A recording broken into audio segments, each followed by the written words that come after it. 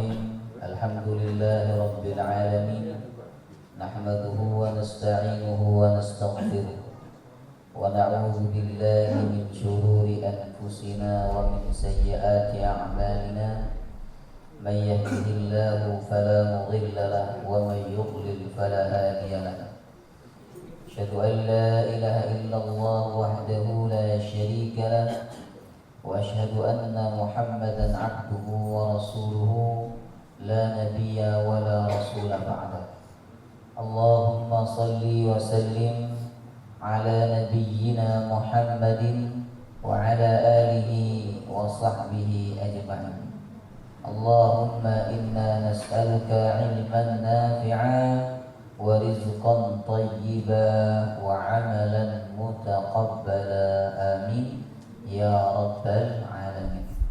Alhamdulillah, tidak bosan-bosannya kita bersyukur kepada Allah Azza wa Jalla yang kembali mempertemukan kita untuk melanjutkan kajian tafsir Al-Quranul Karim.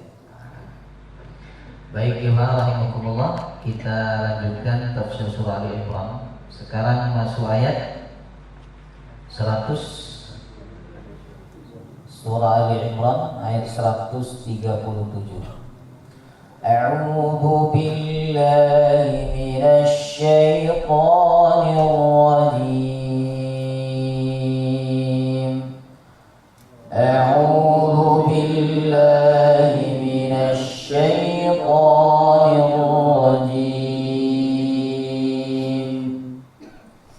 Qad khalat min qablikum سنن فسيروا في الأرض قد خلت من قبلكم سنن فسيروا في الأرض فانظروا كيف كان عاقبة المكذبين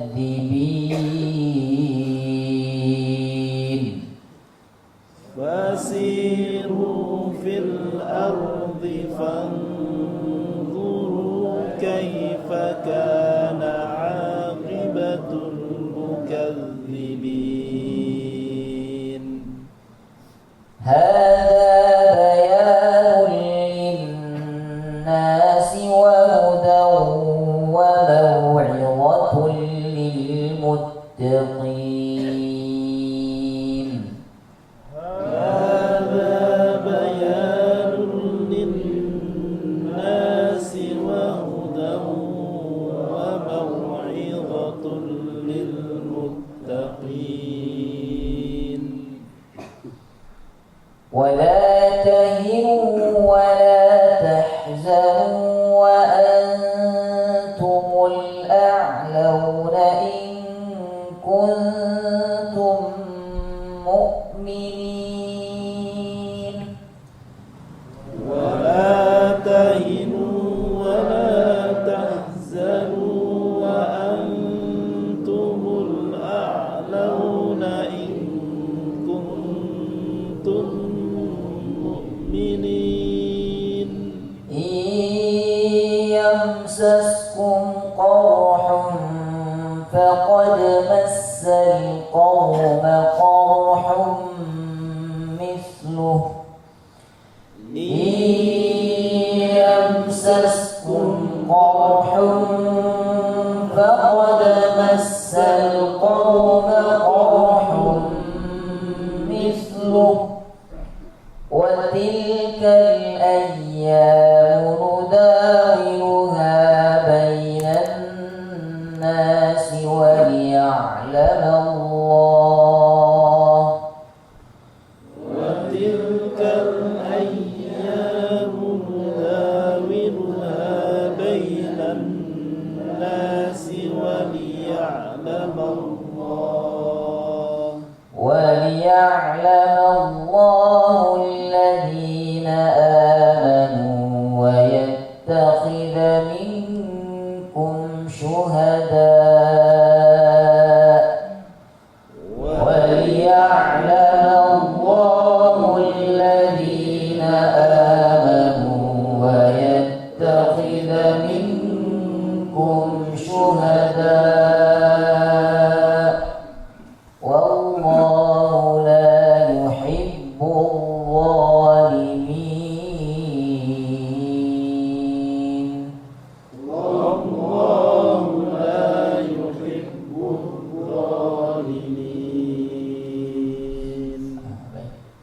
ayat sebelumnya kita berbicara tentang ciri orang-orang yang bertakwa yang disiapkan surga oleh Allah Subhanahu wa taala.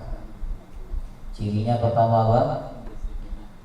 Berinfak ketika lapang dan ketika sempit. Ada yang mengartikan berinfak ketika sehat dan ketika sakit. Ada juga yang mengartikan berinfak dengan sukarela dan juga berinfak dalam keadaan tidak sukarela. Kemudian ciri yang kedua al-kadhimin al-ghaidh, menahan amarah. Kadhimin dengan ghadab beda. Apa bedanya kemarin? Kalau ghadab itu marah yang lupa, marah yang nampak dari raut wajahnya, ya kan, dari bicaranya, dari gerakannya, ya kan. Sedangkan kadhim marah tapi nggak kelihatan dia marah. Mungkin wajahnya senyum, kata-katanya tetap lembut, ya kan, tapi sebenarnya dia marah. Nah, cuma ditahan, ditelan marahnya. Itu namanya wal kadhiminal ghaidh. Nah, kita masuk yang ghadab apa yang kadhim? Alhamdulillah kalau itu ya. Kalau ghadab itu kelihatan marahnya. Disentil sedikit sudah kelihatan marahnya.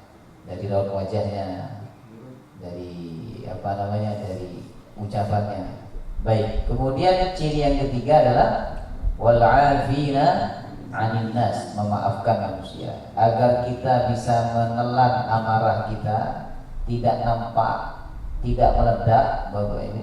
Karena marah kalau disimpan, dipendam itu bisa meledak. Nah, agar tidak meledak, solusi yang ketiga adalah wal 'afina 'anil nas, maafkan. Maafkan. Kalau kita tidak memaafkan, marah yang kita pendam itu suatu saat akan meledak seperti gunung, jemaah rahimakumullah. Ya, gunung berapi itu tidak pernah erupsi, tapi sekali erupsi langsung besar, meledak, jemaah rahimakumullah. Kemudian berikutnya ayat 135, walladzina idza fa'alu fahishatan aw zalamu anfusahum dzakarullah. Ciri orang bertakwa itu adalah apabila melakukan perbuatan keji atau menzalimi diri sendiri. Ada yang mengatakan fahisyah ini perbuatan dosa besar, sedangkan zalamu anfusahum perbuatan dosa kecil. Apa yang dilakukan oleh orang bertakwa ketika terjerumus dalam dosa? Dzakarullah. Mereka langsung mengingat Allah, langsung ingat Allah. Ini termasuk ciri orang bertakwa. Orang kalau tidak bertakwa Bapak Ibu, dia tidak merasa bersalah atas dosanya. Dia tidak ingat Allah. Dia menganggap itu biasa. Dia menganggap itu nggak ada apa-apa. Tapi bagi orang bertakwa, melakukan dosa sekecil apapun seperti gunung yang besar di mata dia. Dia kemudian fastaghfaru lidzunubihim. Dia segera meminta ampun kepada Allah. Wa may yaghfiru dzunuba illallah, dan tidak ada yang dapat mengampuni dosa kecuali Allah Subhanahu wa taala. Kemudian walam yusirru ala ma fa'alu wa hum ya'lamun. Termasuk ciri orang bertakwa itu adalah tidak terus-menerus melakukan perbuatan dosa. Kalau sesekali dia terjerumus dalam perbuatan dosa, itu tidak menghilangkan status takwanya. Selama setelah berbuat dosa dia langsung ingat Allah dan bertaubat. Tapi kalau terus-menerus berbuat dosa, Bapak ini, status ketakwaannya bisa hilang. Dan apabila orang itu terus-menerus berbuat dosa di depan Allah, bisa jadi hatinya berkarat, gelap, kemudian tertutup. Allah sebut dalam surah Al-Mutaffifin, kalla bal rana ala qulubihim ma kanu yaksubun. Hati mereka berkarat sebab dosa yang terus-menerus mereka lakukan. Ya ma'alaikumullah. Nah, itu hukuman orang yang berbuat dosa itu yang paling berat kata para ulama, bukan sakit, bukan ekonomi yang susah, bukan rumah tangga yang berantakan, tapi hukuman yang paling berat terhadap orang yang berdosa itu hatinya dibuat gelap sama Allah. Yang lebih berat lagi, hatinya ditutup. Khatamallahu ala qulubihim. Allah menutup hati mereka. sehingga yang di dalam tidak bisa keluar, yang di luar tidak bisa masuk. Dosa itu terpendam di dalam sehingga hatinya selalu mengajak perbuatan dosa. Yang di luar saja tidak bisa masuk. Ya maaf Allah. Nauzubillah min dzalik. Ya makanya bersyukur kita kepada Allah ketika kita terjerumus dalam perbuatan dosa, tapi hati kita dibuka untuk bertaubat. Ya maaf Allah. Kemudian 136 balasan bagi mereka yang punya sifat-sifat ini, yaitu ulaika jazaohum maghfiratum min rabbihim. Balasannya ampunan dari Allah, wa jannah dan surga. Di bawah surga itu terdapat sungai-sungai yang mengalir dan kekal di dalam surga. Kenapa Allah sebut kekal? Karena nikmat yang paling didambakan oleh manusia itu nikmat apa? Kekal. Makanya manusia sekarang banyak yang berusaha supaya awet muda, ya kan? Berusaha supaya sehat, berusaha supaya umurnya panjang, Bapak Ibu. Karena memang yang diinginkan manusia ini kekekalan. Kalau kaya itu kekal kekayaan. Ya ma'alahimukumullah. Ya kan? Jangan pilih mana? Kaya tapi tidak lama umurnya, dengan tidak kaya tapi panjang umur. Ya kan? Kebanyakan orang pilih panjang umur daripada kekayaan, Bapak Ibu. Walaupun kita pilih yang ketiga kan, kalau boleh. Panjang umur dan kaya. Ya ma'alahimukumullah. Ya. Wa ni'ma ajrul 'amilin. Baik, sekarang kita masuk ayat 137. Qad khalat min qablikum sunan. Telah berlalu min qablikum, orang sebelum kalian. Kalian dimaksud di sini adalah orang-orang beriman. Sunanun, ketetapan Allah atau sunnatullah. Nah, apa hubungan dengan ayat sebelumnya? Ayat sebelumnya Allah mengingatkan orang beriman untuk tidak melakukan perbuatan riba. Apabila terjerumus dalam perbuatan riba, hendaklah segera menuju ampunan Allah dan surganya. Jemaah rahimakumullah. Lalu kemudian Allah menyebutkan ciri-ciri orang yang bertakwa yang disiapkan surga oleh Allah SWT. Nah, seakan-akan Allah mengatakan kalau kalian masih berbuat riba, masih melakukan dosa dan terus menerus durhaka, saya khawatir, kata Allah, kalian mendapatkan apa yang menimpa umat-umat terdahulu. Ya kan, umat terdahulu karena mereka terus-menerus berbuat durhaka, dosa, akhirnya diazab oleh Allah Subhanahu wa taala, Bapak Ibu. Dan memang begitu, Pak. Orang kalau terus-menerus berbuat dosa akan ada hukuman besar yang ditimpakan oleh Allah kepadanya. Tidak di dunia, pasti di akhirat, Bapak Ibu. Ya. Makanya Allah mengingatkan bagaimana umat terdahulu dibinasakan oleh Allah karena mereka berbuat dosa, berbuat durhaka, dan mereka tidak berhenti dengan kedurhakaan mereka. Jemaah Allah. Allah berfirman, qad khalat min qablikum sunan. Telah berlalu min qablikum, sebelum kalian, sunan. Kalau kata orang Jawa, sunan itu wali, ya kan? Sunan Giri, Sunan Bonang, Sunan Ampel. Ya kan? Kalau di Malang ini ada sunannya enggak? Di Malang enggak ada ya. Nah, perlu jenengan Pak yang memulai jadi sunan. Puasa terus. Ada teman saya itu setiap hari puasa. Terus saya gojologi, jenengan mau jadi sunan lah. Baik. Sunan ini Bapak Ibu jamak dari sunnah. Sunnah itu banyak artinya. Dia bisa bermakna kebiasaan, makanya disebut sunnah Nabi, itu berarti kebiasaan Nabi, ya kan. Kemudian, cuman yang termasuk sunnah Pak dalam kehidupan Nabi itu sisi kerasulannya, bukan sisi kemanusiaannya. Adapun sisi kemanusiaan tidak masuk sunnah. Contohnya apa?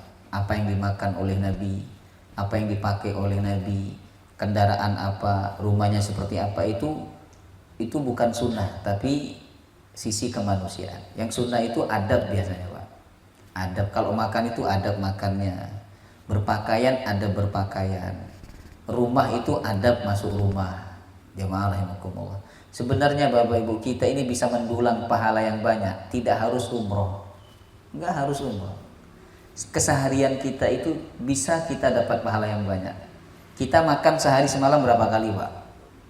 3 kali kan? Ada yang 2 kali, Bapak Ibu. Kalau setiap makan kita nerapin sunnah Nabi SAW, itu dapat pahala, Pak. Apa sunnah Nabi dalam makan? Cuman ketika kita makan tuh nggak ingat sunnah. Jemaah rahimakumullah, ya kan? Tidak ingat sunnah. Sunnah makan tuh baca bismillah, pakai tangan kanan. Kemudian duduknya, Bapak Ibu, kaki kiri dilipat, kaki kanan diangkat, lutut kanan diangkat, kaki kiri didudukin. Kemudian makan dengan 3 jari, sunnahnya. Itu kalau makan kurma. Tapi kalau makan nasi ya nggak bisa, Bapak Ibu. Kemudian jemaah rahimakumullah, ya kan? Nanti setelah makan sunnahnya apa? Dijilatin. Jari-jarinya. Sunnah, Bapak Ibu. Selesai makan baca doa, alhamdulillah. Alladzi at'amani wa saqani wa ja'alani minal muslimin. Ke kamar mandi. Jenengan ke kamar mandi berapa kali sehari semalam? Banyak kali kalau orang tua biasanya, Bapak Ibu. Anggaplah 5 kali, jemaah rahimakumullah. Setiap ke kamar mandi, jenengan nerapin sunnah Nabi, kaki kiri dulu. Sebelum ke kamar mandi baca doa. Tidak berlama-lama di kamar mandi. Setelah keluar di dalam kamar mandi tidak berbicara, tidak menyanyi. Karena ada orang di kamar mandi menyanyi, jemaah rahimakumullah. Keluar dengan kaki kanan baca doa, dapat pahala. Jemaah rahimakumullah. Ya, itu kalau kita niat nyari pahala, Bapak Ibu, ya. Itu sunnah, ya. Sedangkan sunnah bisa juga bermakna syariat, yaitu ketetapan, ya. Dalam ayat ini sunnah diartikan sebagai ketetapan Allah, ya. Sunnah itu mufrad, jamaknya sunan. Berarti maknanya telah berlalu min qablikum, sebelum kalian, sunanun, ketetapan-ketetapan Allah Subhanahu wa taala, atau sunnatullah. Nah, sunnatullah itu bersifat tetap, tidak berubah, Bapak Ibu. Ya, berbeda dengan takdir Allah. Kalau takdir itu bisa saja berubah, terutama takdir yang ditulis oleh malaikat di dalam rahim. Ketika kandungan berusia 4 bulan 10 hari, ya kan? Malaikat mencatat berapa? 4. Rezekinya, ajalnya, celaka atau selamat, kemudian sifatnya. Nah, ini bisa saja berubah. Mungkin selama hidup malaikat mencatat orang itu rezekinya 5 miliar misalnya, Bapak Ibu. Karena dia suka silaturahim, yang mana silaturahim itu memanjangkan umur dan melapangkan rezeki, bisa jadi ditambah sama Allah jadi 10 miliar. Mungkin dicatat sama Allah umurnya berapa? 60 tahun meninggal. Sama malaikat dicatat 60. Cuman karena banyak silaturahim, jemaahkumullah, yang mana silaturahim itu memanjangkan umur. Sekarang orang supaya panjang umur apa yang dilakukan, Pak? Olahraga kan? Olahraga, jaga kesehatan. Padahal dalam hadis yang jelas-jelas memanjangkan umur itu adalah silaturahim. Ya. Makanya orang tuh kalau panjang umurnya itu mungkin kebanyakan silaturahim. Mungkin ya. Jadi banyak silaturahim, sering silaturahim, akhirnya apa? Allah panjangkan umurnya, Bapak Ibu. Nah, itu takdir. Sedangkan sunnatullah itu nggak bisa berubah. Dia bersifat tetap, jemaah rahimakumullah, dari dulu sampai hari kiamat. Sunnatullah itu bisa terjadi di alam dan juga di dalam kehidupan manusia, Bapak Ibu. Sunnatullah itu contohnya kalau malam datang, ini yang alam ya, malam datang, siang hilang, jemaah rahimakumullah, dan sebaliknya, Bapak Ibu. Termasuk juga sunnatullah dalam kehidupan manusia. Kalau manusia itu bekerja keras sungguh-sungguh, Allah akan berikan dunia kepadanya, Allah akan berikan rezeki yang banyak kepadanya. Itu sunnatullah, ya. Baik. Kemudian jemaah rahimakumullah, setelah itu Allah mengatakan fasiru fil ard. Allah sebutkan ketetapan Allah yang berlaku kepada umat terdahulu. Artinya ketetapan Allah yang berlaku kepada orang terdahulu itu juga berlaku kepada orang sekarang. Kalau orang terdahulu dimuliakan karena keimanan mereka, begitu juga orang sekarang. Kalau orang terdahulu dibinasakan oleh Allah karena kekafiran mereka, kedurhakaan mereka, begitu juga orang sekarang. Bapak Ibu. Itu makna dari ayat qad khalat min qablikum sunan. Jemaah rahimakumullah. Jadi ambil pelajaran dari orang-orang terdahulu. Kenapa sih bapak kita, orang tua kita tuh kok sukses? Apa kuncinya? Itu yang harus diambil Bapak Ibu. Diambil pelajaran. Jemaah rahimakumullah. Dan pegang kunci itu agar kita mengalami kesuksesan yang sama seperti orang tua kita atau kakek moyang kita. Jemaah rahimakumullah. Ya. Apabila orang tua kita, kakek moyang kita mengalami kegagalan, ya kan, keterpurukan, kita juga ambil pelajaran apa sebabnya. Dan sebab itu harus kita jauhi. Jemaah rahimakumullah. Ya. Itu makna dari ayat qad khalat min qablikum sunan. Fasiru fil ard, maka berjalanlah di atas muka bumi. Nah, di sini Allah nyuruh manusia untuk apa? Berjalan-jalan. Nah, jalan-jalan dalam Al-Qur'an, Bapak Ibu, setidaknya disebut 14 kali.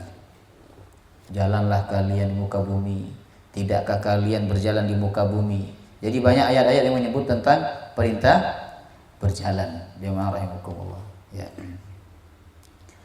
Nah, kemudian apakah hanya perintah berjalan saja? Ternyata tidak. Allah melanjutkan ayatnya, fanzuru kaifa kana aqibatul mukadzibin. Lalu lihatlah, ambillah pelajaran bagaimana akibat orang-orang yang mendustakan. Jadi dulu Pak, bekas-bekas kaum yang diazab oleh Allah itu masih ada. Seperti kaum Ad, kaum Tsamud, kaumnya Nabi Soleh, kaum Sodom. Nah, sekarang lagi viral tuh Bapak Ibu ya, kaum Sodomi, Boti namanya, jemaah rahimakumullah. Ya kan, lagi viral tuh, di mana-mana terjadi, di universitas terkenal Bapak Ibu. Ya kan, saya tidak sebut nama universitasnya.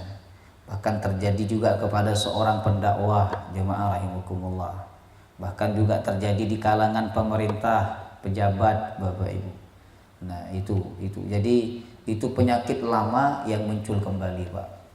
Ya, penyakit kaum Nabi Lut alaihissalam. Jadi anak-anak kita harus kita jaga, jemaah rahimakumullah. Ya. Banyak faktor orang seperti itu, Bapak Ibu. Banyak faktor orang seperti itu. Laki suka sama laki, nggak suka sama perempuan. Itu banyak faktor. Bisa jadi faktornya apa? Perempuan terlalu matre. Akhirnya dia suka laki sama laki. Jemaah, bisa jadi seperti itu. Atau karena dia terpengaruh oleh lingkungan, jemaah rahimakumullah, ya. Supaya anak kita selamat dari semacam itu, Bapak Ibu, kita perlu mendoakan anak kita dengan doa Nabi supaya selamat dari zina. Dan itu termasuk zina, jemaah rahimakumullah. Ya, bahkan lebih parah daripada zina. Pegang dadanya, doakan Allahumma tahhir qalbahu waghfir dzambahu wa hassin farjahu. Hafal dengan doanya. Dipegang dada anaknya, Pak. Ya kan? Supaya tidak tidak terjumus dalam zina atau dalam perbuatan, ya. Dan ini tidak hanya di luar, di dalam pesantren pun juga ada, Pak. Seperti ini, Pak. Jadi harus kita benteni dengan doa. Apalagi kalau anak kita jauh, Bapak Ibu, ya kan? Jauh dari pandangan mata, karena kuliah atau karena kerja, jemaah Allah. Nah, baik. Doanya tadi apa? Allahumma tahhir qalbahu waghfir dzambahu wa hassin farjahu. Ya Allah, sucikan hatinya, ampuni dosanya, jaga kemaluannya. Kalau laki-laki, kalau perempuan pakai H, jemaah rahimakumullah, ya. Kalau perempuan pakai H. Allahumma tahhir qalbaha waghfir dzambaha wa hassin farjaha. Ya Allah, sucikan hatinya, ampuni dosanya, dan jaga kemaluannya. Ini berlaku untuk semua kalangan, untuk anak-anak, remaja, dewasa, orang tua. Jemaah rahimakumullah. Ibu-ibu kalau khawatir suaminya seperti itu, pegang dadanya, didoakan. Allahumma tahhir qalbahu waghfir dzambahu wa hassin farjahu. Jamaah rahimakumullah. Ya. Baik. Jadi dalam ayat ini Allah Subhanahu wa taala menyuruh orang beriman untuk berjalan dan mengambil pelajaran. Ya, mengambil pelajaran akibat yang telah menimpa umat-umat terdahulu karena mereka mendustakan ajaran Allah Subhanahu wa taala, Bapak Ibu, ya. Dan ini pernah dicontohkan oleh Nabi SAW. Jadi waktu Nabi perang Tabuk, Tabuk ini perang yang paling jauh, Bapak Ibu, di negeri Syam. Ketika itu Nabi melewati Al-Hijr, lalu diberitahu oleh malaikat Jibril, wahai Muhammad, disinilah kaum Nabi Saleh, yaitu kaum Tsamud, dibinasakan oleh Allah. Kemudian Nabi SAW berkata kepada para sahabatnya, hendaklah kalian mempercepat jalan kalian, jangan masuk ke tempat itu. Atau kalau kalian masuk, kata Nabi, tidak boleh minum airnya kecuali untuk hewan kalian. Hendaklah kalian masuk dalam keadaan menangis dan takut kepada Allah SWT, ya, ditimpa sebagaimana yang menimpa kaum Tsamud. Jadi Nabi mengambil pelajaran dan memberikan pelajaran kepada para sahabatnya, jangan sampai kalian melakukan apa yang dilakukan oleh kaum Tsamud. Jamaah rahimakumullah, ya. Kemudian Bapak Ibu, apa saja akibat umat-umat terdahulu karena mereka mendustakan ajaran Allah, ya. Yang pertama kaum Nabi Nuh. Apa yang dialami oleh kaum Nabi Nuh? Allah binasakan mereka kan dengan banjir. Kemudian jamaah rahimakumullah, kaum Ad, Allah binasakan mereka dengan angin selama 7 malam 8 hari, Bapak Ibu. Mereka di bawah terbang, di hari ke-8 dijatuhkan secara terbalik, kemudian Allah turunkan hujan batu. Jamaah rahimakumullah. Kemudian yang ketiga kaum Tsamud. Ini kaumnya Nabi siapa? Nabi Saleh alaihi salam. Apa dosanya kaum Tsamud? Sama seperti kaum Nabi Nuh, kaum Ad dan kaum Tsamud, yaitu mendustakan nabinya. Tidak ada dosa secara khusus selain mendustakan nabi, jamaah rahimakumullah, ya kan? Nah, kaum Tsamud dibinasakan oleh Allah dengan taghiyah. Taghiyah itu suara hentakan, langsung mati mereka, Pak. Kemudian Allah datangkan gempa, setelah itu mereka terkubur dengan sendirinya, Bapak Ibu. Kemudian setelah kaum Tsamud, kaum Nabi Lut, tadi yang saya sampaikan itu. Ya, mereka melakukan dosa, tidak hanya mendustakan Nabi Lut, tapi juga mereka melakukan sodomi. Sodomi itu sebenarnya bukan nama perbuatan, Pak, tapi nama tempat. Jadi mereka itu di zaman Nabi Lut itu ada 4 kota, 4 kampung. Saya lupa Bapak Ibu yang 3-nya. Jemaah rahimakumullah. Ya kan? Salah satunya nama kampungnya adalah Sodomi. Ya, Sadum. Kemudian orang nyebutnya Sodom. Jemaah rahimakumullah. Ya kan? Nah, mereka diazab oleh Allah karena apa? Suka bersyahwat kepada laki-laki tapi tidak mau kepada perempuan. Bapak Ibu, apa azab untuk mereka? Jemaah rahimakumullah. Azabnya itu, jemaah rahimakumullah, ada 3. Yang pertama, mata mereka dibutakan oleh Allah. Jadi waktu masuk ke rumah Nabi Lut alaihissalam, karena di rumah Nabi Lut itu ada tamu malaikat yang ganteng, Pak. Mereka tertarik, kan begitu ceritanya, masyhur Bapak Ibu. Masuk mereka, Allah buat mata mereka, fatamasna a'yunahum, kata Allah. Kami hapus mata mereka. Kenapa matanya yang dihapus dulu? Karena sebab syahwat itu dari mana? Mata. Kita kalau nggak bisa menjaga mata kita jelalatan, jemaah rahimakumullah. Kata orang mata keranjang, Bapak Ibu, maka syahwatnya tidak akan bisa dikendalikan. Syahwat itu dari mata, Pak. Jemaah rahimakumullah. Kenapa sekarang banyak kasus boti, banyak kasus perzinahan? Karena melihat aurat perempuan sekarang tidak harus keluar, Bapak Ibu. Bisa dari handphone, bisa dari tayangan televisi, jemaah rahimakumullah. Dan itu bisa membuat syahwat. Jemaah rahimakumullah. Ya. Maka mata kaum Nabi Lut itu dihapus sama Allah. Setelah itu, jemaah rahimakumullah, buminya diangkat lalu dijatuhkan secara terbalik. Kenapa dijatuhkan secara terbalik, Bapak Ibu? Karena mereka itu melakukan perbuatan yang kebalik. Harusnya kan laki suka sama perempuan, tapi dia suka sama laki-laki. Kemudian setelah itu Allah turunkan hujan batu. Ya, karena orang berzina itu harus dirajam dengan batu, Pak. Diturunkan hujan batu, jemaah rahimakumullah. Ya. Jadi hendaklah kita mengambil pelajaran dari apa yang menimpa terhadap umat-umat terdahulu, jemaah rahimakumullah, ya. Kemudian kalau dari ayat ini kita dapat mengambil pelajaran Bapak Ibu, bahwa objek wisata dalam Al-Qur'an itu bukan tempat yang menarik, tapi tempat yang bersejarah.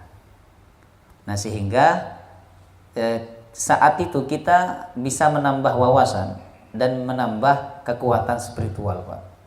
Ya. Cuman kebanyakan orang tidak mengamalkan ayat ini. Orang kalau berwisata cari tempat yang indah, walaupun di situ tidak ada makna, Bapak Ibu.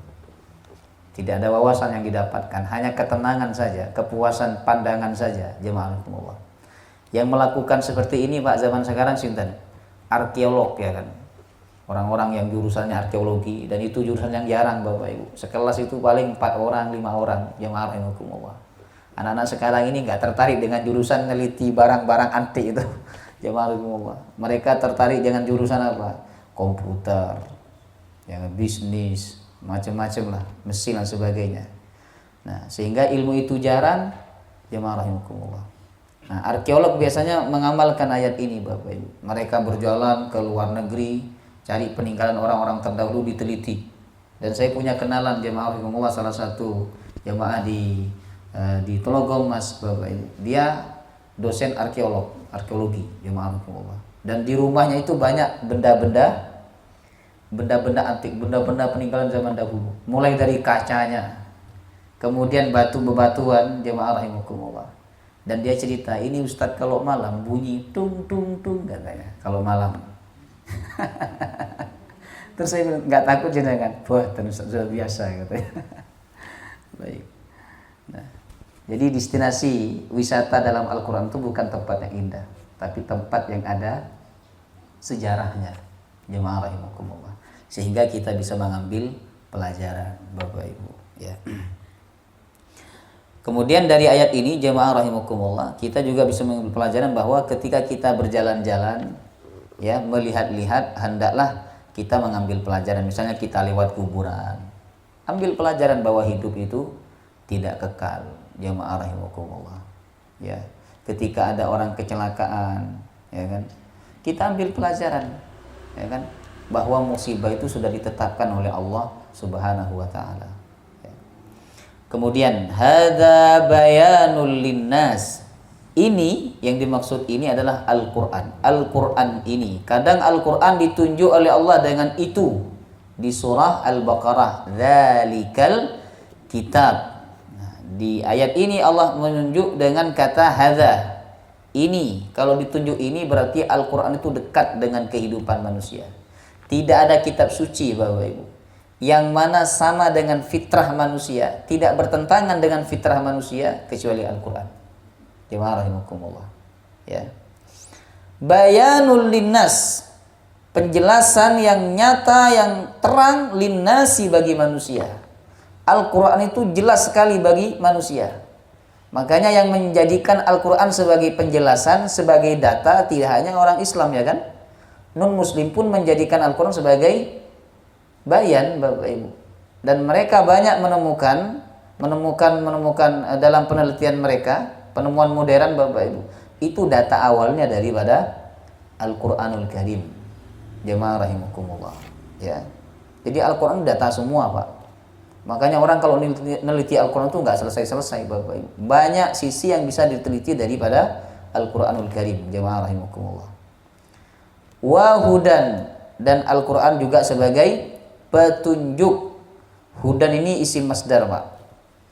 Isim itu kalimat yang tidak terikat oleh tempat dan waktu. isim masdar. Kalau fi'il, isim fa'il atau kalimat fi'il Bapak Ibu, itu masih terikat oleh tempat atau waktu. Jazakumullah. Isim masdar tidak. Menunjukkan bahwa sampai kapanpun dan dimanapun Al-Quran ini sebagai petunjuk. Dari dulu sampai sekarang Pak, Al-Quran itu hudan, petunjuk. Dan banyak orang mendapatkan petunjuk-petunjuk hidup daripada Al-Quranul Karim. Jamaah rahimakumullah, ya. Wa mau'izatun, dan nasihat. Mau'izah itu nasihat yang menyentuh hati. Bagi siapa? Lil muttaqin, bagi orang yang bertakwa. Kalau Al-Quran sebagai penjelasan itu untuk semua manusia, tapi tidak semua manusia menjadikan Al-Quran sebagai petunjuk dan nasihat, ya kan? Hanya orang-orang bertakwa yang menjadikan Al-Quran sebagai petunjuk dan nasihat, Bapak Ibu. Kalau sebagai penjelasan Pak, orang non-muslim pun juga hebat mereka dalam menjelaskan Al-Quranul Karim, Bapak Ibu, ya kan? Mereka meneliti ayat Al-Quran. Bahkan jamaah rahimakumullah, ada di antara non-muslim itu yang hampir hafal Al-Quranul Karim, ya, karena seringnya mereka mengkaji Al-Quranul Karim. Tetapi tujuan mereka bukan untuk mencari hidayah, bukan untuk mencari nasihat. Tujuan mereka hanya data saja, Bapak Ibu, hanya penelitian saja. Sedangkan orang bertakwa ketika mengkaji Al-Quran, memahami Al-Quran, bukan murni penelitian, tidak hanya murni untuk mencari data, tetapi jemaah rahimakumullah, tujuan utamanya adalah untuk mencari petunjuk dan nasihat. Jemaah rahimakumullah, kita ini butuh nasihat, Bapak Ibu. Siapapun, ustadz, kiai, jamaah, siapapun butuh nasihat. Dan nasihat yang paling baik itu adalah Al-Quranul Karim. Datang, duduk, baca Quran, pahami Al-Quran, atau memahami tafsir Al-Quran. Di situ kita akan dapat mau'izah, nasihat. Nasihat yang dapat menyentuh hati, jamaah rahimakumullah. Baik. Ada juga ulama yang mengartikan lil muttaqin ini adalah orang yang berusaha untuk bertakwa. Orang kalau berusaha takwa, berusaha untuk dekat kepada Allah, maka Al-Quran akan hadir sebagai petunjuk dan nasihat, Bapak Ibu. Allah akan bukakan pintu-pintu petunjuk kepada dia. Ada sahabat Nabi namanya Salman Al-Farisi. Beliau dari mana?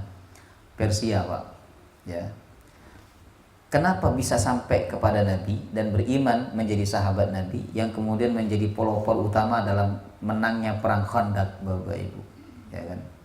Kata para ulama, karena Salman itu punya niat, punya usaha untuk mencari kebenaran, Pak. Ada orang itu kalau niat mencari kebenaran, Bapak Ibu, walaupun jauh jaraknya, Allah akan pertemukan. Allah akan pertemukan. Tetapi orang yang tidak niat mencari kebenaran, jamaah rahimakumullah, walaupun dia dekat dengan kebenaran itu, Allah tidak akan pertemukan. Seperti siapa?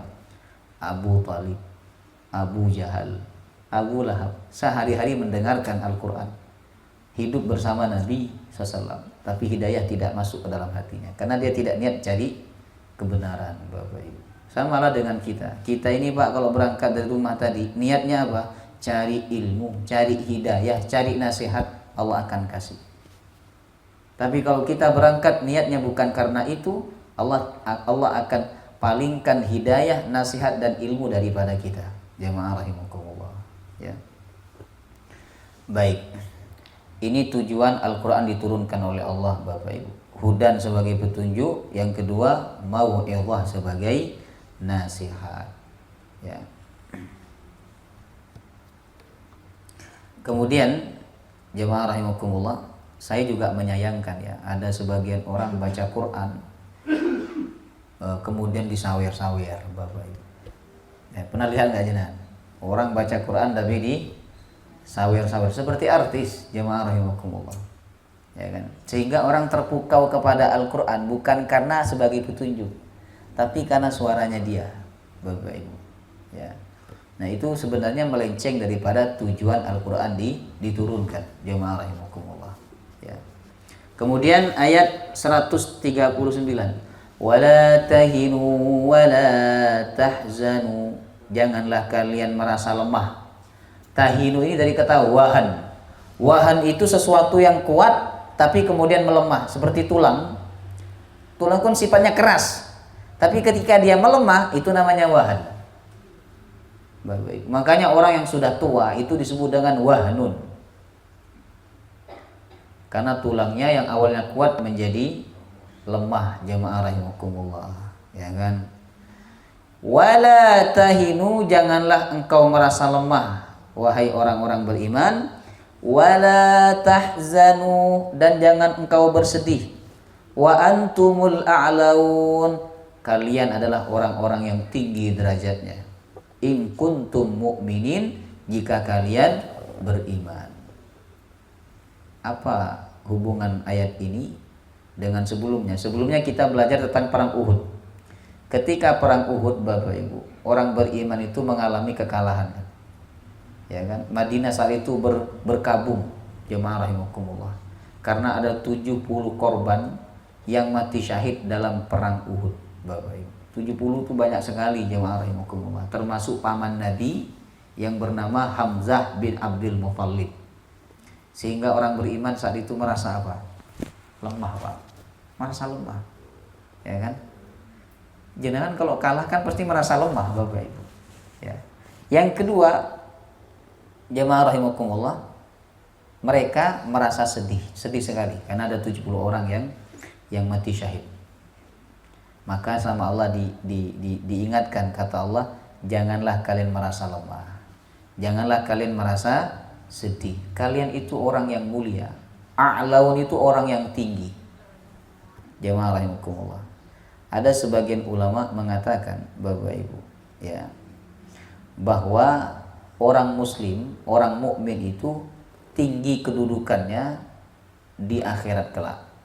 Ya kan? Jadi seakan-akan Allah mengatakan, wahai orang beriman, kalaupun kalian kalah di dunia ini, jangan bersedih, karena nanti kalian di akhirat akan menjadi orang yang paling mulia dan akan menang. Tidak menang di dunia, aku akan buat kalian menang di akhirat. Jemaah rahimakumullah. Kemudian ada juga yang mengatakan a'laun di sini adalah bahwa kalian tuh menang. Kalau dihitung-hitung, kata Allah, kalian tuh menang. Dalam perang Badar kalian menang. Setelah ini ada peperangan, kalau kalian mempertahankan iman kalian akan menang. Dalam perang Khandaq orang beriman menang kan? Padahal perang Khandaq itu, Bapak Ibu, itu perang keroyok. Umat Islam dikeroyok itu, jemaah Allah. Makanya disebut dengan perang Ahzab, perang koalisi. Jadi ada berbagai macam suku, bahkan orang Yahudi Madinah berkoalisi dengan orang kafir Makkah untuk memerangi orang Islam, Bapak Ibu. Makanya disebut dengan perang keroyok. Jemaah rahimakumullah. Dikeroyok umat Islam, tapi Allah kasih kemenangan karena mereka beriman. Nah, walaupun kemenangan itu Allah kasih dengan cara tidak terduga-duga kan, yaitu dengan menggunakan metode parit, Pak. Jadi parit itu digali dalamnya 3 meter. Dan tanah di sana nggak sama seperti di sini, Bapak Ibu. Di sini gali 3 meter itu berapa jam, Pak? Gali kubur itu loh. Berapa meter biasanya gali kuburan itu? 2 meter. Nah, berapa jam? 4 jam. Jemaah rahimakumullah. Padahal tanahnya lembut, nggak ada batu. Kalau di sana tanahnya keras, di dalam ada batu, Bapak Ibu. Dalamnya 3 meter, panjangnya 5 meter, 5 kilometer. Panjangnya 5 kilo, sini ke Bilimbing ya, nggak sampai. Nah, sini alun-alun 5 meter, 5 kilometer, jemaah rahimakumullah. Ya kan? Allah kasih kemenangan. Yang penting kalian, kata Allah, beriman. Ya, jadi jangan sedih, jangan merasa lemah. Selama kalian beriman, kalian adalah orang-orang yang tinggi, orang-orang yang akan menang, Bapak Ibu. Ya. Kemudian Allah memberikan hiburan lagi di ayat 140. Iyamsaskum qarhum faqad massal qauma qarhum mithlu. Kalau kalian ditimpa luka, mengalami luka dalam perang Uhud maksudnya, mereka juga mengalami luka dalam perang apa? Badar. Jadi Allah ngingatin orang muslim, hai orang muslim, orang beriman, jangan sedih, jangan putus asa dengan kekalahan dalam perang Badar. Karena dulu mereka waktu dalam perang Uhud maksudnya, dulu mereka waktu perang Badar, mereka juga mengalami kekalahan yang sama, bahkan lebih parah daripada kekalahan yang dialami oleh kalian, kata Allah SWT. Wa tilkal ayyamu nudawiluha bainan nas. Itulah hari yang kami putar di antara manusia. Biasa kata Allah, dalam peperangan itu kadang menang, kadang kalah. Dalam pertandingan juga sama kan Bapak Ibu. Enggak selalu menang, ya kan? Kadang menang, kadang kalah. Enggak mesti, Pak. Cuman kata orang enggak mesti menang. Jemaah rahimakumullah. Ya. Nah, ayat ini Bapak Ibu, pelajaran buat kita. Kalau kita mengalami sesuatu yang menyedihkan, ya, hendaklah kita ingat nikmat Allah yang diberikan sebelumnya. Ya kan? Kita sakit Pak sekarang, Pak, sakit misalnya. Ingat Allah kasih kita sehat selama bertahun-tahun. Bapak Ibu. Kita sekarang susah ekonomi. Ingat bahwa Allah telah memudahkan ekonomi kita selama bertahun-tahun. Jemaah rahimakumullah. Sekarang dolar naik Pak 18.000. Ingat bahwa dolar pernah 6.000 jemaah. Nah, 2.500. Nah, jadi nah, cuman enggak tahu ini kan dolar naik, pertamax naik Pak. Nanti alasan pemerintah itu apa? Alasannya apa? Itu nggak bisa diterima masyarakat Bapak Ibu. Masyarakat itu butuh solusi. Ya kan? Bukan keluhan, oh ini karena ada ini jadi naik. Enggak begitu Pak. Masyarakat itu butuhnya apa? Solusi. Insya Allah kita akan cari solusinya begini. Ini enggak masih defend jemaah rahimakumullah. Ya kan? Itulah ciri khas pemerintahan kita Bapak Ibu ya. Nah. Jemaah rahimakumullah. Coba Pak, jenengan kalau dolar naik, pertamax naik misalnya Pak, terus dengarkan presiden, mohon maaf rakyat Indonesia, dolar naik, pertamax naik, alasannya begini, dan saya akan cari solusinya supaya pertamax ini turun kembali begitu. Ini naiknya nggak wajar Pak, 30-40% itu, dari 12.000 jadi 16, jemaah rahimakumullah, ya kan? Nah, baik. Nah, sehingga mobil-mobil yang sekarang pakai pertamax itu harganya jatuh, jemaah rahimakumullah ya. Kok sampai pertamax ini Pak? Apa itu tambahan. Waliya'lamallahu alladhina amanu wa yattakhidha minkum syuhada. Nah, kenapa sih Allah buat orang beriman itu kadang mengalami kekalahan seperti dalam perang Uhud?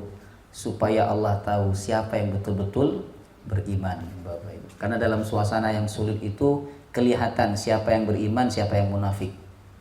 Kemudian wayattakhidha minkum syuhada. Dengan kekalahan itu Allah ingin menjadikan seseorang di antara kalian syuhada, sebagai orang yang mati syahid. Kalau orang beriman, kalau peperangan orang beriman nggak pernah kalah Pak.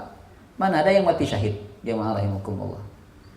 Jadi Allah kasih kekalahan supaya ada orang-orang di antara mereka yang dipilih oleh Allah sebagai syuhada, orang yang mati syahid. Karena orang yang mati syahid Bapak Ibu keutamaannya sangat besar sekali. Wallahu la yuhibbul zalimin, dan Allah tidak mencintai orang-orang yang zalim. Wallahu taala alam bissawab. Mari sama-sama kita tutup dengan kafaratul majlis. Subhanakallahumma wa bihamdika asyhadu an la ilaha illa anta astaghfiruka wa atubu ilaik. Assalamualaikum warahmatullahi wabarakatuh.